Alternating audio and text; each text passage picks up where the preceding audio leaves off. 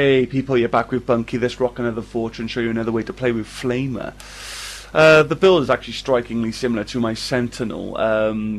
We're still very much a caster, even though we're rocking the Soldier today. What we've done is traded out the secondary offensive ability and just got a bit more durable, in all honesty. You can still go around and get the fire explosions, easy mode. Just go with Flamer and Carnage, you're going to get a fire explosion there. Except that's going to be vastly inferior to what the Sentinel's able to do with cluster grenades. So my question to you is, why bother? Now we're going to be, we got our own little easy mode going on here. I'm going to show you that. I'll give you the build though. You want health regeneration for the first evolution of Bloodlust. Then you want power damage still, and then you want health regeneration. So you know we're getting stronger the more we kill, where our health regenerates faster. We start doing more damage, so you know it really kind of forces you to just go wild out there and have some fun.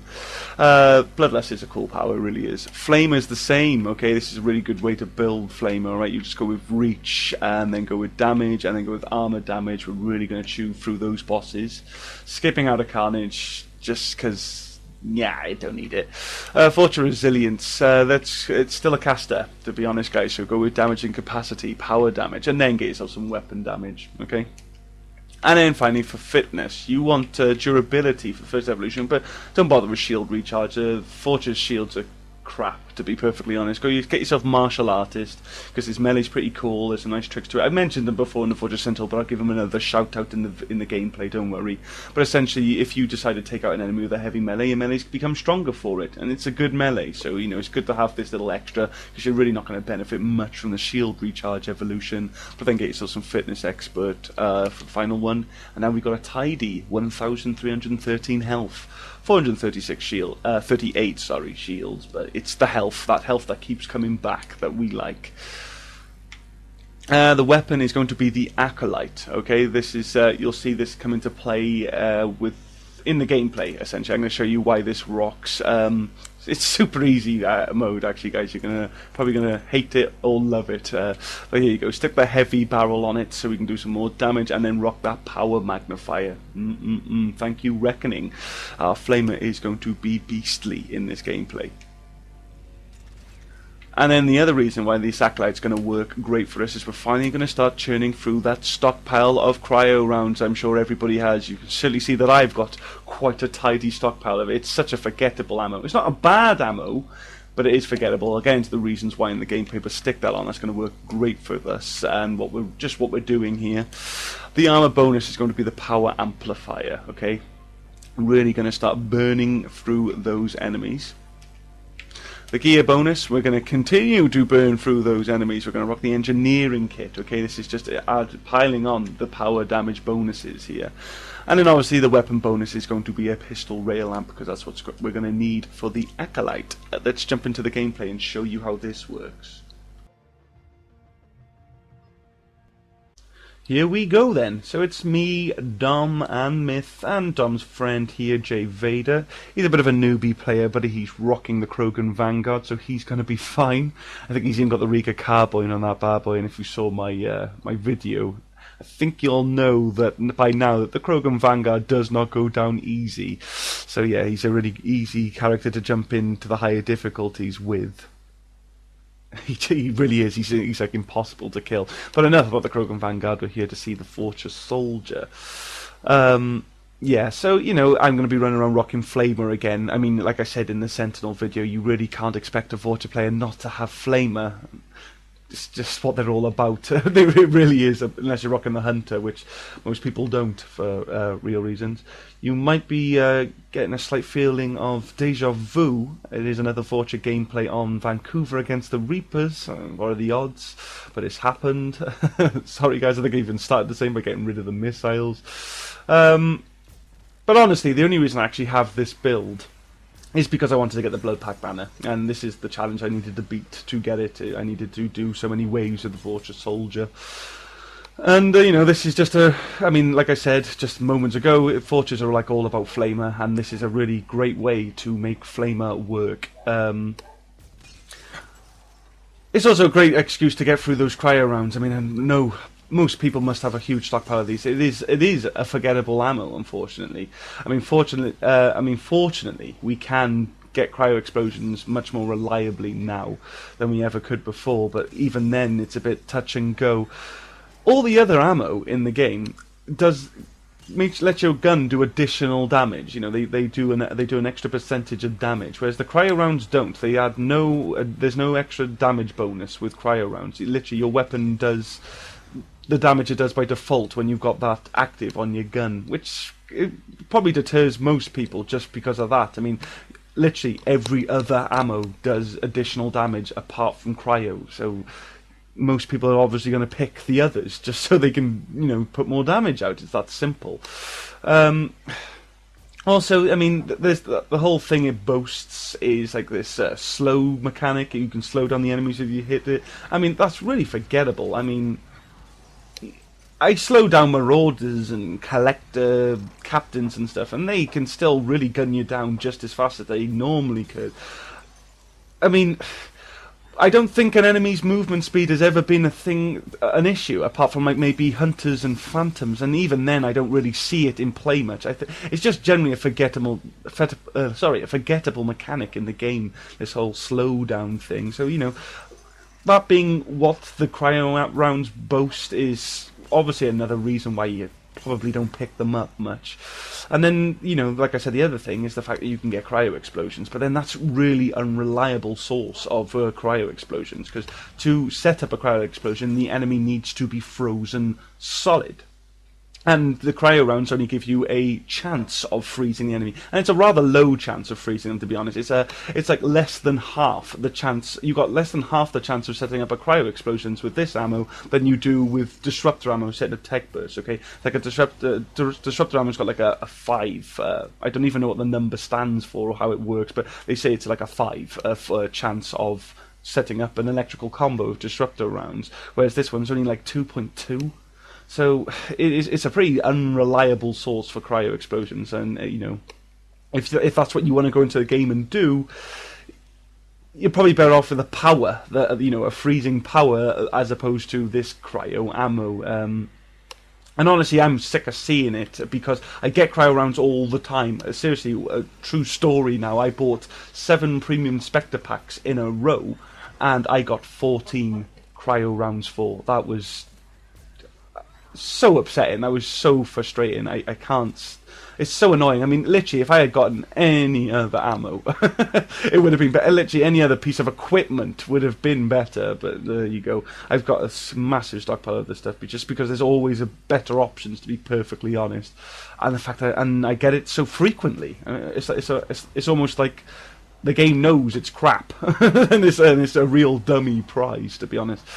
I mean, let me take that back, actually. I mean, it's not crap ammo. It's just not as good as like the other ammos. I mean, it's better than... The only thing worse than it is those explosive rounds. Okay, those explosive rounds really are just terrible. I think, frankly, all explosive rounds do is make the enemies sparkle. I mean, they're supposed to hit and then detonate, and then, you know, the detonation is a little explosion like on the enemy. Frankly, they take too long to detonate, and, you know, once they actually do, the enemy's normally dead from just the weapon itself that you shot them with. So it's like, oh yay, sparkly corpses. And they do pitiful damage when they do detonate. I mean, the actual explosion of the explosive rounds, pitiful damage. I think it's something like 250. It's like, wow, that was so helpful. And the radius on it, okay, the radius is also pitiful on the explosions. So, you know, that whole crowd control capability it has, it's virtually non-existent. I mean, you're really not going to stagger a room of enemies with this explosive rounds.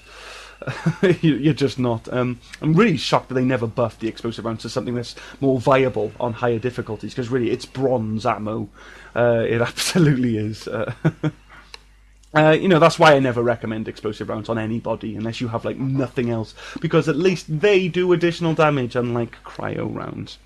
But you know, I've done enough dissing it. Let me tell you why cryo rounds actually works, okay? So that you don't think I'm just some madman here.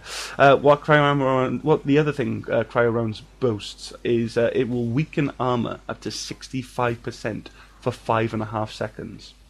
And as you might have spotted in the build, Flamer is doing a ton of armor damage, okay? It's doing so much armor damage. So literally, we take down bosses super quick. I mean, the equipment we're rocking is just piling on the explosions, so Flamer's hitting harder than ever. Flamer does a lot of armor damage as is without all those bonuses. And then on top of that, we're weakening the armor with the cryo rounds, and we're just melting bosses. But essentially, we're melting everything, because this is, you might have seen it now while I was ranting. The way to play the Vorcha soldier, well, at least this build of it, is just to charge up your acolyte, find an enemy, shoot the enemy with the acolyte, and then flame them, okay? They will all melt. Everything goes down super quick because of the debuff and then the incredible damage that we're actually putting out. I mean, we're just running around stripping shields, freezing the enemy, and flaming them. So, you know, we're stopping the enemies, we're burning armor, we're stripping shields, we're killing everything. You put out a ton of damage. And the acolyte really works great as well, because the acolyte's got an area of effect in its, you know, it hits a small area. So, you know, you can actually strip several shields and free several enemies if they're all bundled together. In fact, that's why you don't need a secondary weapon, guys, okay? You don't need to worry about guardians, because you can just shoot to the side of the guardian. The area effect of the acolyte is actually going to hit the guardian. You'll end up freezing him, he'll drop his shield, and then you can take out guardians like that.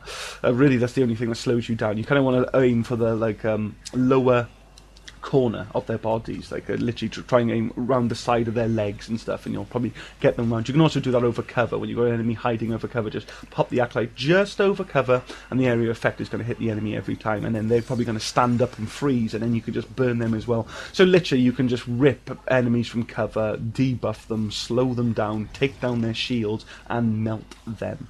So, you know, you just go around and you wreck everything with this guy. You absolutely do.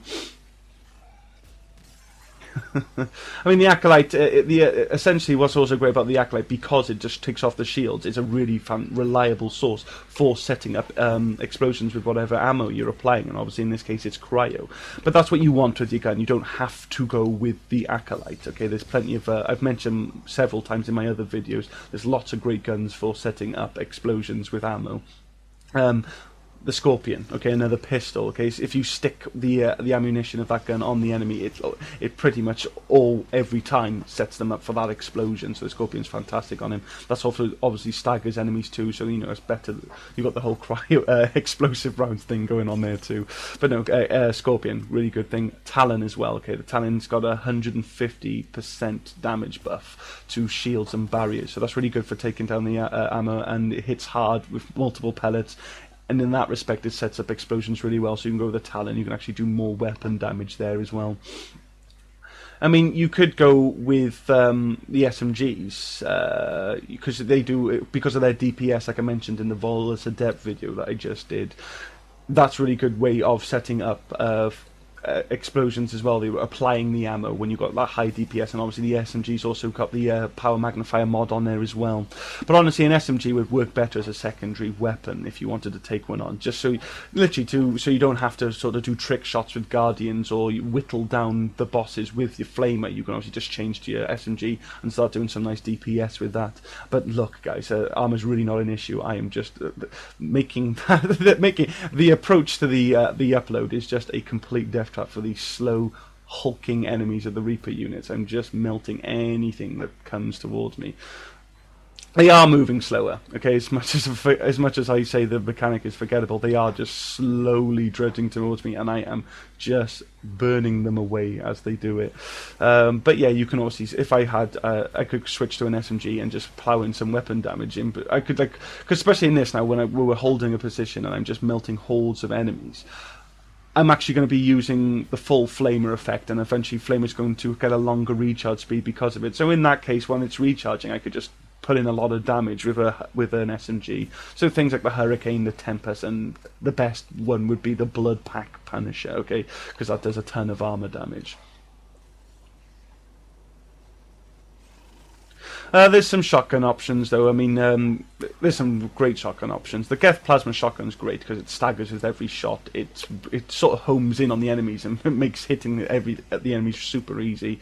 So you can go ahead and just go around blasting enemies with the Geth Plasma Shotgun and apply the cryo there. Riga's amazing as well, guys, just because it does so much incredible damage per second. You will just rinse shields in a moment, and you're obviously going to get them frozen too. Riga's a fantastic weapon for applying ammo. If you did, like I said, I'll bring up the Krogan Vanguard again. If you saw how quickly I was setting the enemy on fire with the Riga carbine. And then you've got the typical sort of assault rifle choices. You've got some really nice area effect, sort of crowd control weapons, and so you can just sort of freeze multiple enemies with that.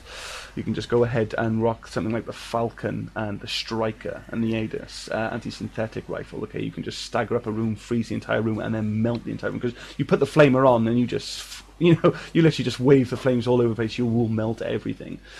I mean, I've mentioned it before in the Sentinel video, but I'll give it a shout now, that you don't even need to keep the flame out until the enemy drop, literally, because it's damage over time. It's fire. All fire attacks do damage over time.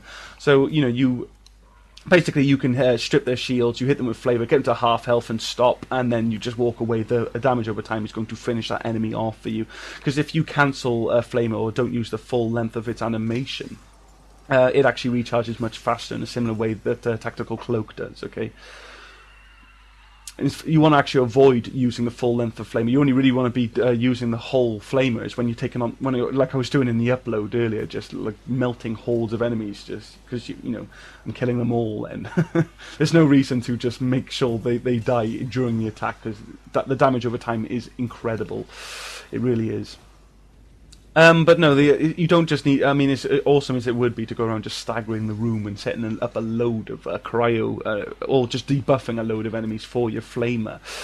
Things like the particle rifle. Okay, the particle rifle shoots like an SMG. It's got an incredible rate of fire just because it's a laser. It just streams its ammunition into the enemy, so because of that DPS, it's amazing at applying ammo as well. And the particle rifle does a ton of damage. It also allows you to stay a bit far, because the Vorchas aren't tanks, guys. If you see how I'm surviving, it's because I'm working soft cover, and the moment my shields go down, I just go behind the wall, and my health regenerates, and I'm ready to just pop out and keep going. You cannot stand out there and tank, so you can keep your distance with the particle rifle and do a lot of weapon damage, in a similar way I was talking about with the Hurricane, where your flame is regenerating and stuff like that. And obviously you're debuffing the enemy like crazy with a particle rifle. Really good gun with flamer. And in a similar idea, you can go with like the Collector Sniper Rifle, okay? The Collector Sniper Rifle will actually synergize really well, because you can't stay vulnerable for long. You're not a tank, guys. You've just got great survivability. And, the Collector Sniper Rifle's actually got a very small clip, so you can't stand out shooting long with it. So, that's going to just work for you. You're going to be forcing yourself to play right, because you've got to really duck behind cover, let your gun reload, and the gun streams out to ammunition, and then that's going to be applying the cryo. So I'm just repeating myself here, but it all works and gels quite nicely. I mean, another sniper option is obviously the cryo save, because that actually just works like the Falcon with big area effect. You just hit a load of enemies, stagger a load of enemies, set them all up for a cryo, freeze a bunch of enemies, debuff them, and then you can flame them. And we got 50 meters on the flamer, okay, guys. You can burn from miles. It's sniper rifle distance, okay. I mean, if you're a proper sniper and you're hiding on the other side of the map, then no, that's not going to work. But if you if you see my Solarian Infiltrator video, you know the distance I recommend in this game, at least, for sniping. Just go ahead and do that, and your flame is going to just work. It's going to work, guys. It's all going to work out great for you.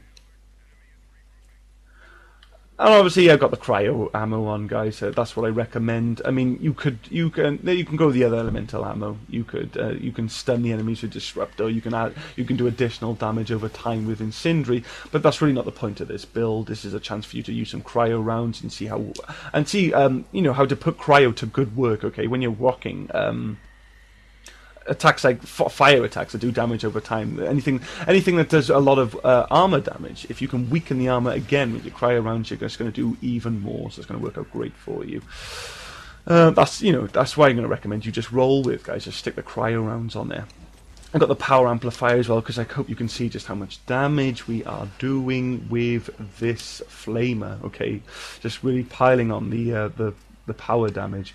Although you could go with something like Oh, sorry, let me break off a moment because we did lose Dom.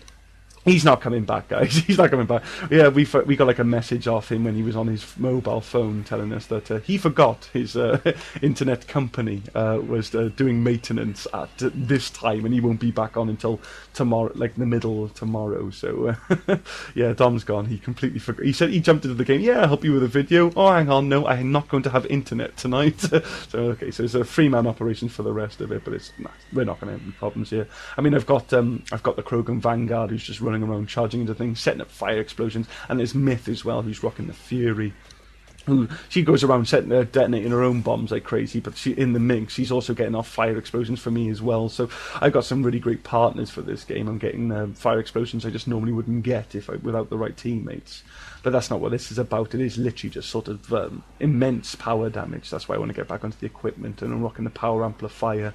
But you know, like I said before with the Vorchas, shield power cells are actually really good for them. Despite their crappy shields, the fact that they recharge so fast, on top of your incredibly fast regenerating health, makes them really, really difficult to kill. You give that a try, you'll be surprised. But also the adrenaline module is good as well, just because you can slip out of danger. Escape. You can avoid getting hit because you're moving so quickly. You take less damage, and it's going to allow your health to regenerate as well. So that's a good option for Vorchas. If you were going with some of the heavier weapons that I've mentioned here, some of those assault rifles and sniper rifles especially, power efficiency might probably be a good option as well, so that you can get Flamer out more frequently and just do a lot of damage with it. Because obviously we got the gear and engineering kit. Okay, there's a damage buff there. I'm piling it on because we can, but you don't need to, guys. You can kill enemies slightly slower if need be. Engineering kit's going to do a lot. So the omni capacitors, though, right, guys? You can go with that, so you can get the recharge speed and the damage bonus there if you rock that gear. And obviously if you haven't got anything like that, there's mental focus, okay, which does the same damage buff as the engineering kit. There's the operative package as well, if you decide to go for the sniper option. So there's lots of options for you to get the damage out there, guys. There really is. But structural ergonomics is there too. Like I said, if you just really went with a heavy gun and you really want to get the flamer going more often, structural ergonomics is more power recharge speed. But you can focus on getting some more survivability with the gears too. Okay, you can always mix and match to see what just because obviously we got to play the stores game, and you might not be getting the equipment you need, so you can just mix and match to sort of get the right combinations with your gears. You can go with like the multi-capacitors. Okay, that's shield recharge. That's going to work instead of shield power cells. There's the responder loadout. Okay, guys, that's shield recharge speed and extra medi gels. Okay, so if you do go down, just get back up. And stronghold package is still there, guys. It increases your shield's strength, but our shields are forgettable, so that's not really what it's about. It's about getting that extra recharge speed. But that's how it works now. We're literally getting the last objective done now. And I think Myth's actually on the case now. He's just going around getting those devices done. And I'm just toying with the Banshees. The Banshees are on my case at the moment. They're not happy about the immense armor damage I've been doing today. So they are following me around. In fact, I'm going to get this last device done, I think. But because you can stop the Banshees dead in their tracks, guys. They don't like Flamer. You strip their shield. It takes about 2 or 3 hits with your acolyte. The barrier's down.